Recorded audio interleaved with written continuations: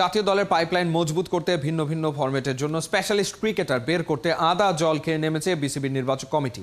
নয়া নির্বাচক হান্নান সরকার জানিয়েছেন 3 ফরম্যাট চিন্তা করেই ঠিক করা হয় এবারের এইচপি স্কোয়াড। অগাস্টে পাকিস্তানের টেস্ট ম্যাচের আগে বাংলাদেশ এ দলের জার্সিতে পাকিস্তান সফর করতে পারে মিরাজ, মুমিনুল, মুশফিকরা। সাইফুল রূপকের রিপোর্ট। ডিফেন্স করার কথা ছিল, তখন দেখছি মারতে গেছে, আর যখন মারার কথা তখন দেখছি ডিফেন্স করতে গেছে। এই দুঃখ কাটবে কিভাবে?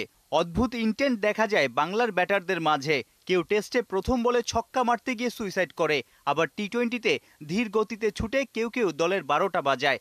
কে যে কোন ফরম্যাটের জন্য ফিট, সমাধান পেতেই পাইপলাইনের ক্রিকেটারদের নিয়ে ভিন্ন ছকে আগাচ্ছে নির্বাচক কমিটি। আমি যদি স্পেসিফিক এইচপি নিয়ে বলি, এখানে আমরা কিন্তু আপনি যদি দেখেন প্লেয়ার লিস্ট এবং 25 জনের স্কোয়াডটা, সেখানে দেখবেন ক্যাটাগরি ওয়াইজ কিন্তু প্রতি প্লেয়ারের নাম রয়েছে এবং তারা প্রতিটা প্লেয়ারই কিন্তু তার তার জায়গা থেকে স্পেশালিস্ট।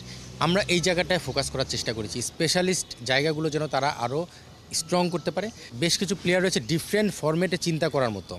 আমরা কিন্তু সিলেকশন প্যানেল তৈরি করার পরে আমাদের মধ্যে আলোচনা হয়েছে আমরা ডিফারেন্ট ফরম্যাটে প্লেয়ারদেরকে কীভাবে রেডি করতে পারি এবং ডিফারেন্ট ফরম্যাটের জন্য প্লেয়ার এই যুগে আসলে দরকার। আমরা জানি যে 3টা ফরম্যাটে অনেক সময় সব প্লেয়ার কন্টিনিউ করতে পারে না। সো ডিফারেন্ট ফরম্যাটের যে প্ল্যানগুলো সেগুলো এইচপি থেকে যদি আমরা প্রক্রিয়াটা চালু করতে পারি তাহলে লং রানে সেটা আমাদের কাজে লাগবে। এইচপিতে আমি কাউকে আলাদাই ক্যাটাগরি এখনই করব না, বাট তাদের তৈরি করার ক্ষেত্রে সেই প্রোগ্রামগুলো মাথায় রাখবে কোচরা এবং তাদেরকে সেভাবে তৈরি করার প্রসেসটা করবে।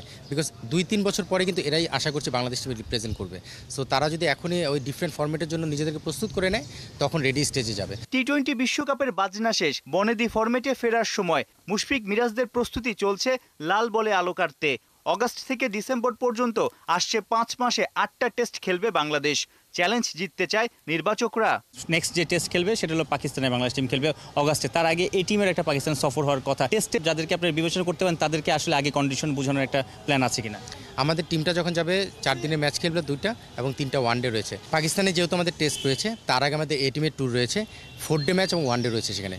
সো আমরা সাধারণত টেস্টের দিকে প্রায়োরিটি দিলে আমাদের প্লেয়াররা অনেকদিন খেলার বাইরে রয়েছে এবং আমাদের যেহেতু তারা খেলার বাইরে রয়েছে ওইখানে আমরা এ টিমে ওই টেস্ট টিমের কিছু প্লেয়ারদেরকে হয়তো বা পাঠাতে পারি। সামনে তো অনেক টেস্ট ম্যাচ আছে, আমরা টেস্টে আসলে ভরাডুবি বলা যায় যে টেস্ট চ্যাম্পিয়নশিপ দুইবারই আসলে শেষের দিকে চ্যাম্পিয়ন বাংলাদেশ, এই লজ্জার বিষয়। তারপর আসলে এবার যে আপনারা নতুন একটা সিলেকশন প্যানেল বলা যায়, আপনাদের এই টেস্ট টিমের উন্নতির মাঠের রেজাল্ট এগুলো নিয়ে আসলে ডিফারেন্ট কি পরিকল্পনা করছেন বা কোনো কিছু বাস্তবায়ন করতে যাচ্ছেন কিনা? আসলে ডিফারেন্ট না, আসলে টেস্ট ক্রিকেট খেলার জন্য যেটা দরকার, যে মানসিকতা, যে মোটিভেশন, যে প্রিপারেশন দরকার, সেই জায়গাটায় আমরা ফোকাস করার চেষ্টা করছি। আসলে আমাদের এই টেস্ট প্লেয়ারে কিন্তু ম্যাচ জিতেছে, এই টেস্ট প্লেয়ারে হয়তো খারাপ করেছে। সো এই টেস্ট প্লেয়ারদের সেই জায়গাটায় আবার মনোযোগ ফিরিয়ে আনা, সেই সাকসেসটা কীভাবে তারা পেয়েছিল সেই জায়গাটায় মানে ব্যাক করানোর ক্ষেত্রে যেই প্রিপারেশনগুলো দরকার আমরা সেই জায়গাটায় চেষ্টা করছি তাদেরকে সাপোর্ট দেওয়ার জন্য, যেটা কোচ এবং ম্যানেজমেন্ট কিন্তু সেটা করছে। আমরা হয়তো প্লেয়ারদের সঙ্গে কিছু কিছু ক্ষেত্রে ইন্ডিভিজুয়াল কথা বলছি বা কমিউনিকেশন করছি। অগাস্ট সেপ্টেম্বরে পাকিস্তান ও ভারতের মাটিতে 2টা করে 4টা টেস্ট খেলবে বাংলাদেশ।